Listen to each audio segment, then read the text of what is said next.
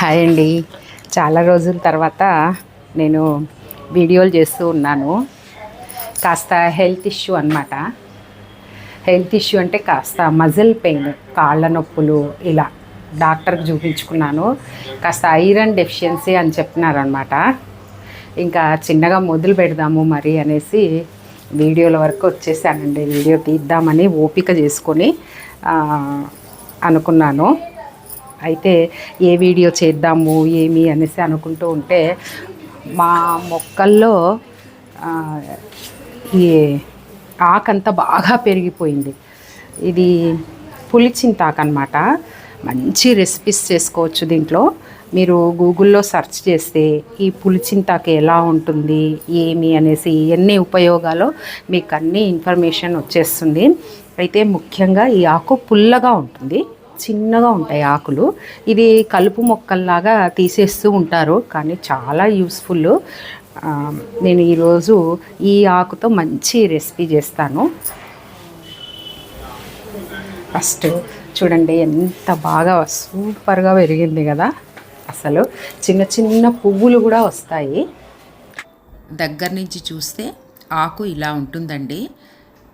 మీరు పార్కుల్లో లేకపోతే మీ ఇంట్లో కుండీలు ఉంటే కుండీల్లో తరచూ చూస్తూనే ఉంటారు.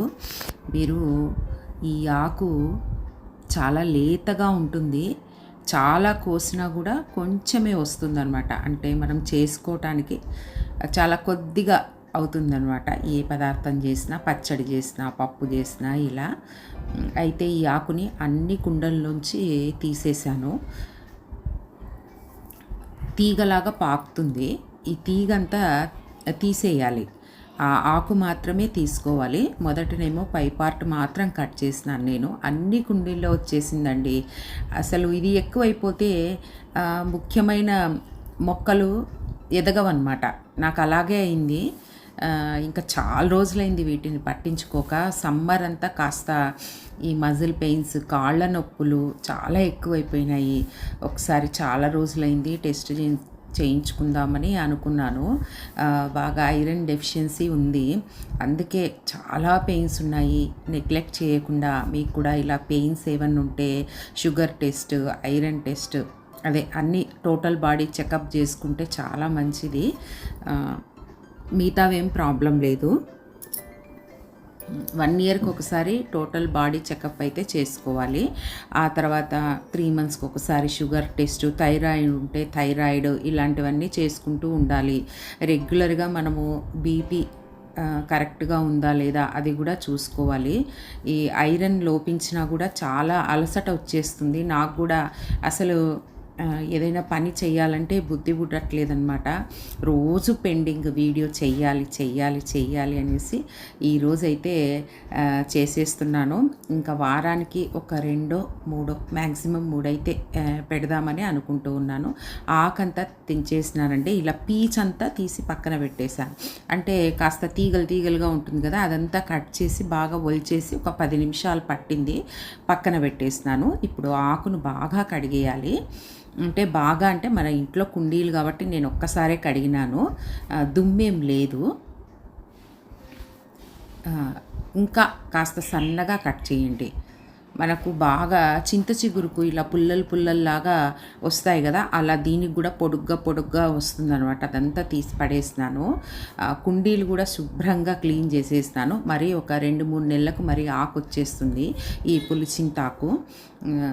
చాలా టేస్టీగా ఉంటుందండి. నోట్లో వేసుకుంటే పుల్లగా ఉంటుంది. మరి చింత చిగురంత పులుపు కాదు, కొంచెం మోడరేట్ పుల్లగా ఉంటుంది.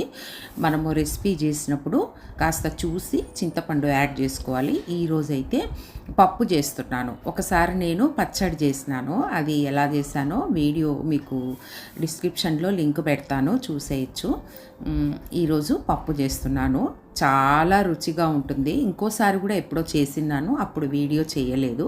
పప్పును కడిగేసి ఈరోజు నేను మట్టి పాత్రలో చేస్తున్నాను అనమాట. మట్టి పాత్రలో ఇంకా అద్భుతంగా ఉంటుంది ఆ పప్పు కానీ ఏదైనా కూర కానీ చేసుకుంటే. మీరు ట్రై చేసి చూడండి. ఒక్కసారి మనం కొనుక్కున్నామంటే చాలా రోజులు జాగ్రత్తగా పెట్టుకోవచ్చు.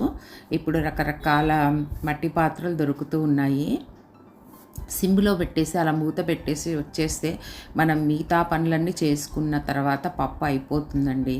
పొంగను కూడా పొంగదు. అయితే దీనికి ఈరోజు ఈ పప్పుకి ఒక టొమాటో యాడ్ చేస్తున్నాను. ఇంకా రుచి పెరుగుతుంది. తర్వాత పప్పు కూడా మనకు కాస్త క్వాంటిటీ ఎక్కువ అవుతుంది.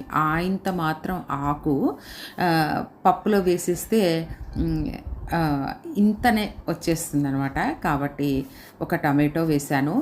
ఇలాంటి పులుపు ఉన్న ఆకులకి మనం చిన్న ఉల్లిపాయ ముక్క వేసినామంటే భలే టేస్టీగా ఉంటుంది. గోంగూర పప్పుకు కానీ, చింత చిగురు పప్పుకు కానీ, చుక్క కూర పప్పుకు కానీ సూపర్ టేస్టీగా వస్తుంది. అయితే ఎక్కువ వేయకండి, ఒక చిన్న ఉల్లిపాయ చాలు, అది చాలా టేస్టీగా ఉంటుంది. ఇప్పుడు సగం పప్పు ఉడికిన తర్వాత మొదట ఆకు వేసాను, టొమాటో, ఉల్లిగడ్డ కూడా తరిగి అందులో వేసేసినాను. ఇప్పుడు మరి కుండలో చేసేస్తుంటే మిక్సీకి పట్టుకుంటే ఎలా అనుకొని పచ్చిమిరపకాయలు కాస్త రోట్లో దంచినాను అనమాట. బాగా బరకగా దంచుకుంటే చాలు.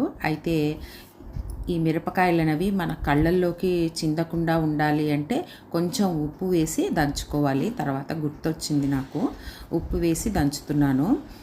కాస్త కచ్చా పచ్చగా దంచుకుంటే చాలు. ఇలాగే మనము దాంట్లో పాత్రలో వేసేస్తే బాగా మెత్తగా ఉడికిపోతుందండి. అయితే అంత అయ్యాక ఇవన్నీ వేయకూడదు, కూరగాయలు సగం ఉడికిన తర్వాతనే వేసుకోవాలి. ఇప్పుడు ఈ పచ్చిమిరపకాయల పేస్ట్ను వేస్తున్నాను. వేసేసి మరి కాస్త నీళ్లు తక్కువైనా అనిపించింది, అవి కూడా వేసేసి మరి కాసేపు మూత పెట్టినాను.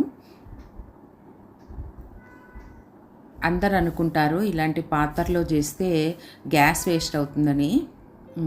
ఏమి సిమ్లో పెట్టేసి చేసుకుంటే ఏమీ కాదండి. సమయం అంటే మనకు కుక్కర్లో చేసుకునే పాటైతే విజిల్ రావడానికి టైం పడుతుంది కదా, దీంట్లో అలాంటిది ఏమి ఉండదు. కొంచెం కుక్కర్ కంటే ఒక 5 మినిట్స్ ఎక్కువ కావచ్చు. ఇప్పుడు చింతపండు పేస్టు, ఉప్పు వేసినాను. మధ్యలో కొంచెం పప్పు తీసేసి ఉడికిన పప్పు రసంలోకి వేసినాను అనమాట. మేమైతే రసంలోకి రోజు ఇలా ఉడికిన పప్పును తీసి రసంలో కలిపి బాగా పిసికేసి చారు చేస్తాము. అది ఇంకా సూపర్ టేస్టీగా ఉంటుంది అన్నమాట.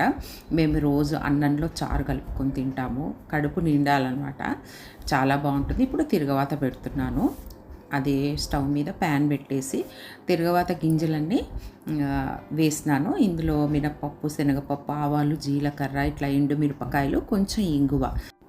ఇలాంటి రెసిపీస్లో వెల్లుల్లి వేస్తే ఒరిజినల్ ఆకు టేస్ట్ అనేది అంత రాదు, కాబట్టి వెయ్యలేదు. ఇంకా పప్పు అయితే అయిపోయిందండి. కాస్త నూనె పార్ట్ మాత్రము చారులోకి తిరగవాత వేసేసాను, మిగతాదంతా పప్పులో వేసేసి కలిపేసినాను. సూపర్ టేస్టీగా ఉండింది, మా వారికి అయితే సూపర్ నచ్చింది. మీరు కూడా ట్రై చేసి చూడండి. నచ్చితే లైక్ చేయండి, షేర్ చేయండి, సబ్స్క్రైబ్ చేసి బెల్ ఐకాన్ని క్లిక్ చేయండి. Thank you.